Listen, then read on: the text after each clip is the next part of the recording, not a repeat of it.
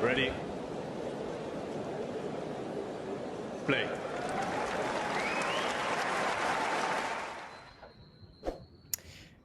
Good afternoon, good evening, good morning, depending on where in the world you are tuning in from. It is a global sport, and today I have Winston-Salem tournament director, Jeff Ryan. Jeff, how are you doing? I'm doing great. Thanks for having me. Yeah, cool. First of all, Jeff, I'd like to know, how do you get to become tournament director of, a significant tournament on the tour? To become tournament director of this took me 40 years of experience. But I arguably have been a tournament director, just not carrying that title for some time, most of the time while I was with the USTA. But look, in my case, I'm not one of these folks with an advanced degree and all that sort of stuff. I'm more of a practical guy who's learned a lot being a fly on the wall back when at the time I was working for IMG. And we were all learning what to do, how to do this. So I learned arguably getting thrown in the fire, and I've just applied that my entire career. And that came to a head here when I decided to come to Winston-Salem after a long time at the USTA, 24 years of running Davis and Fed Cup and Olympic tennis events for them. Wanted to slow down, and I've been in the tournament director position, one event a year, and it's really nice for me. Jeff, you say it's really nice and at times a little bit of a slowdown. What about right now in the sort of week before? I mean, is it a stressful period? How do you cope with this sort of last few days before your tournament gets underway? Yeah, so look, I guess in my space you could say I'm set in my ways, but I believe that's all good. We're after my third year of organizing the event here on the ground in a much better spot construction wise. We're on schedule, if not ahead. Just the layout. Think of the stadium. We build an entirely temporary stadium. We use a lot of tents, and all of that is going on. Like I said, on time, if not better. So that just enables us to be open for business this coming Friday, the 18th, when the players in force start to show up. And but it's a good pace. It's a good full day. It's probably a 7 to 7 schedule, but that's okay. And it doesn't go on. And somebody like me versus other people who've never done this, I can see my week after the event. I can see my my September, and that's in some ways what helps me get through the kind of the aggressive schedule that we're in right now. That week after as well, is that sort of tinged with a mixture of emotions, of a bit of sadness that, a bit like Christmas has gone, but at least you can start planning with a sort of a more measured way for the year ahead, and maybe even look back at some of the things that went right and wrong? Yeah, sure. That's actually a very good question. I've found over my career, back in the beginning, I remember being, if you will, rather emotional, and up to modern day, present day. When you put your heart and soul, I'm looking over to the right, and there's a 3,200 seat temporary stadium that we started a few weeks ago, and we'll take this all down in a matter of 3 days. When you pour your heart and soul into something like that and other things after the event, there is a bit of a letdown, in all sincerity, but that's okay, and you learn how to deal with that over time.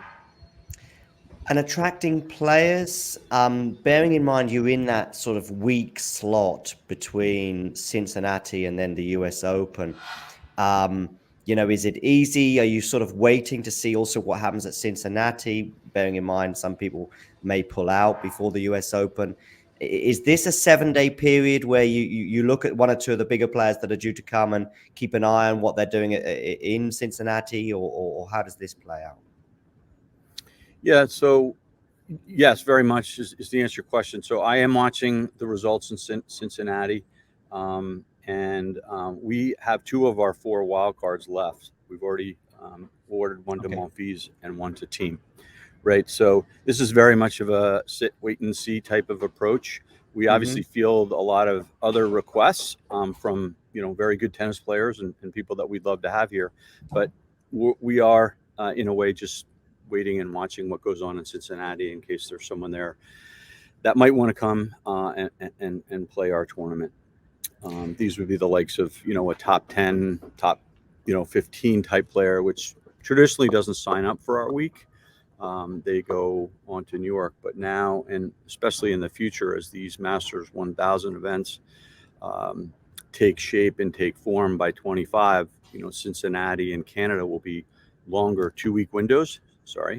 And so arguably people who lose in the first round might strategically be better for us, right? Because people who don't expect to lose in the beginning might say, hey, I got a long time in between now and the Open. I need a couple of matches and come here. So I don't know whether that specifically addressed your question, but we are very much sitting and observing what's going on. We've had some conversations with some folks kind of in that tournament that have said, look, if you want to hold on to one for us and it doesn't go so well, those conversations tend to usually be with the business agents rather than the athlete, right? The athlete arrives, checks in, I'm checking out on in our case, the 28th.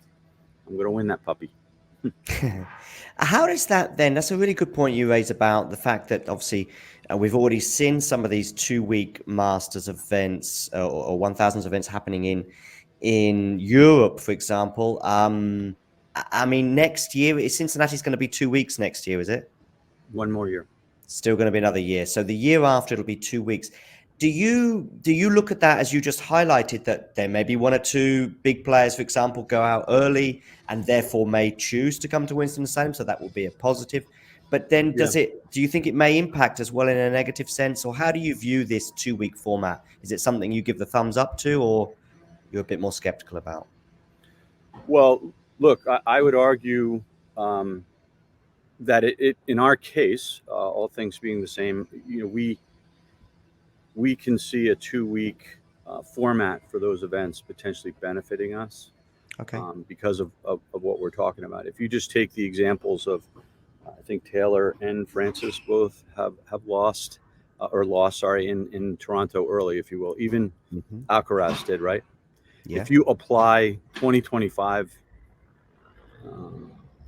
parameters, in other words, 2 weeks, and when they lost, my point is they're not going to want to sit between that point in time. They don't play U.S. Open qualifying, which is also in the week that we operate. They wait till the first day. That's a long time to be sitting matchless if you were in that pool, 1 to 20, 1 to 15, whatever you want to call it. So I think my answer is I think we could benefit from that down the road. The tournaments I know are experiencing it for the first time, and it's a big window of time, and people who they're having to think about solutions or what to do for players that we're talking about right now. But in our case, we're already positioned, right? We're already there. And that's why I think we're in a little bit of an advantageous position. Jeff, do you think there's also, though, a danger of let's say, one of the aforementioned players then coming to Winston-Salem in a couple of years from now, but perhaps using it as a platform? I mean, many of the players, of course, are using these tournaments as platforms for the Grand Slams. That's why we have this sort of crescendo. But is there also a danger in that week before that they may use it even more cynically, if you like, and just withdraw at, say, the semi-final stage? Is that something that would concern you? Well, I mean, that would always concern me, but I believe players are coming here to play, and until they lose, we have doing much to do with the previous administration here. We have a lot of people that are very fond of this site and this venue now because they've been coming here for over a dozen years. So it's a nice place, as we like to tout and say, that players can come in, get some good matches, play till they fall out, and can relax and enjoy some good Southern hospitality and conditions that are very favorable to practicing as well, getting ready. Similar climatic conditions, plentiful amounts of practice courts here outside of the hustle and bustle.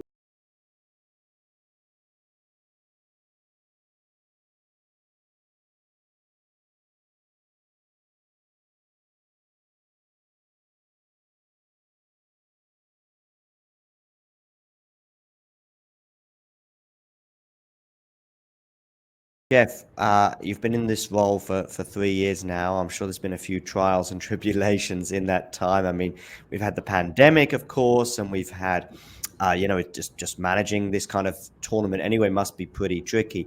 what would you say is one of the was there any sort of last minute, panic moment because of something went on, or what was maybe the most challenging moment in those 3 years, for example? I mean, look, certainly it was no fun my first year having to make the call due to COVID, but it's not like I was alone. But setting that part aside, which I'm hopeful that's a once in my lifetime type of event.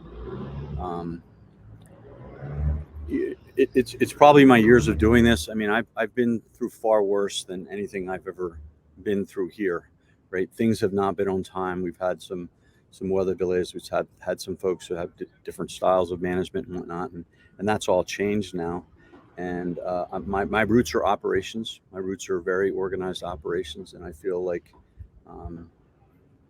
that avoids what you're talking about. But you're always going to have bumps and humps, but we really haven't had anything, that dramatic in my 3 years, which is a testament to the teams that are running this event. What do you get a chance to see much of the tennis in the week that it occurs? Because I've spoken to other tournament directors that sort of catch glimpses here and there, but it's pretty much, as the tournament director, it's a very busy 7 days. Do you get a chance to enjoy some of the tennis going on as well? I do.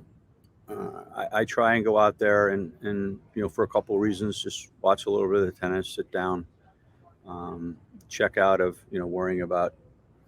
I seriously consider my job worrying about everything outside of the field of play.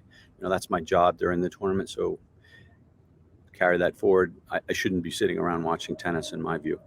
However, I do it. I go out and try and visit with sponsors and box holders and that sort of thing, shake hands, say hello, the kind of kissing babies kind of thing. In an accelerated fashion, go out and do that. But I don't watch a lot of tennis in general. I've been around for a lot of the great matches over my years. I mean, I'm so old that, I'm talking about Agassi and Sampras and Chang and Courier and Martina and Chris. And, they were playing on a regular basis when I was getting started. So I've seen some great matches over my time, but I do try and focus my work on what's at hand, which is making sure the field of play is ready, that it's supplied properly. And then from a fan point of view, all the things you want to make sure, they have the amenities that they're expecting here when they show up. From a fan point of view, whether that be watching on TV or even visiting themselves, what can we look forward to this year that may be different from other years, or that's also going to be back again? Look, the site continues to get enhanced. That just focuses on the overall setup. Whether you want to get an adult beverage, there's some enhancements to our concession area. We are the beneficiary of a change at Wake Forest University and their athletic department, who has brought in a new food service provider. They're arguably, a higher level, and we're looking forward to seeing enhanced options for our fans. And then something that I'm particularly excited about because it really benefits broadly, and that is new LED lights, which again, if you see me looking slightly to the right, I'm looking up at one of the new poles.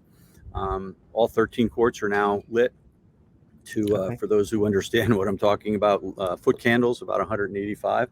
And that's really going to benefit our international broadcast pool, our domestic broadcast pool. And I think the players are really going to notice, because there won't be the kind of fluctuations and differences in court levels that we've had here in the first 12 years. You mentioned some of the lights. Can you just tell us about what we can see right behind you? And also, I know you mentioned before we went on air, or before we start recording, what is in front of you as well, just to give people a picture of what's going on. Yeah, I'm standing in front of, I guess, technically out back of the Harold Pollard Center, which was built and ready in 19. It's an indoor air-conditioned hospitality space for not only the tennis event, but during Wake football season. It's named in memory of a gentleman who helped get the Winston-Salem Open established, who unfortunately died. And I'm standing on one of 3 levels out back, overlooking our court 2, which has been prepped. There's some seats out there, as you can see, that have been erected for fans to it's open seating. They can go. We have some great matches out here. The hospitality component is great.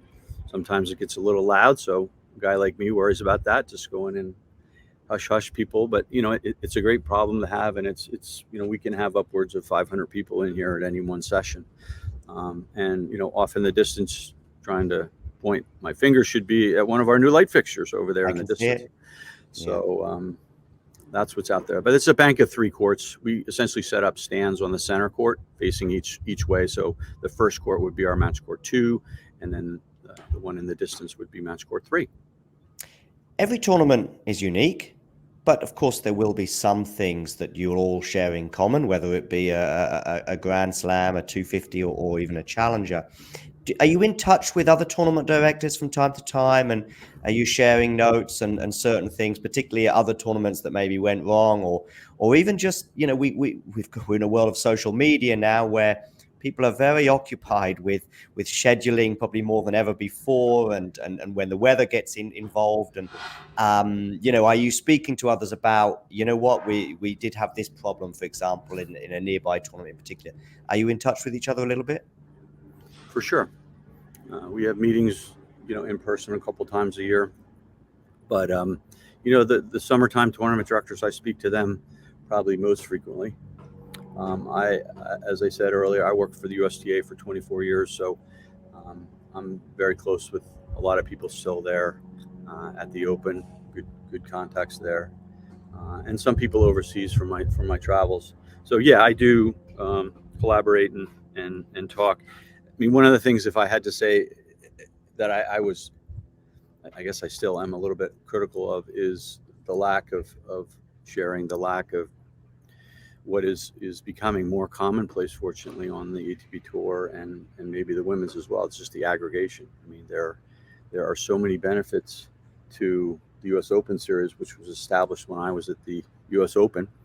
And, you know, we had people representing the summertime series events, talking to them from a sponsorship point of view. Well, we should be doing that from the point of view of, we all use electronics. We all use, and by 25, the standard's going to be there. We're all going to have the video screens on our baselines and sidelines, and we shouldn't be talking to, you know, we should be talking to multiple vendors, but collectively, I believe we should be all, you know, arranging and working with fellow vendors to create some consistency that would cost some investment by that vendor to make their delivered product that much better. So yeah, I'm a big proponent of that, and even try and do it on the sales side too a little bit. We haven't really succeeded, but this is the end of the U.S. Open Series as we know it, sponsored and endorsed by the USTA. So I'm hoping myself and a few others, we can take the lead and try and you know, work together on sponsorship as well as the operations implementation side. Looking at the women's side, we've seen a few events this year, or at least one event this year that's in Washington, for example. We've had a 500 event that was both ATP and WTA.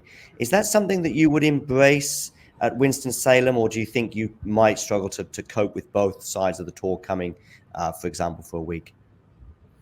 We would not logistically, you know, face too much challenge. I mean, in my space, what comes to mind first when you talk about that, outside of it being a fantastic thought to think that we would have men and women here, are just the spaces that people need to stay, the hospitality side of things. Yeah. And quite frankly, infrastructure outside of the venue that I'm standing and talking to you from. We're on the campus of Wake Forest University.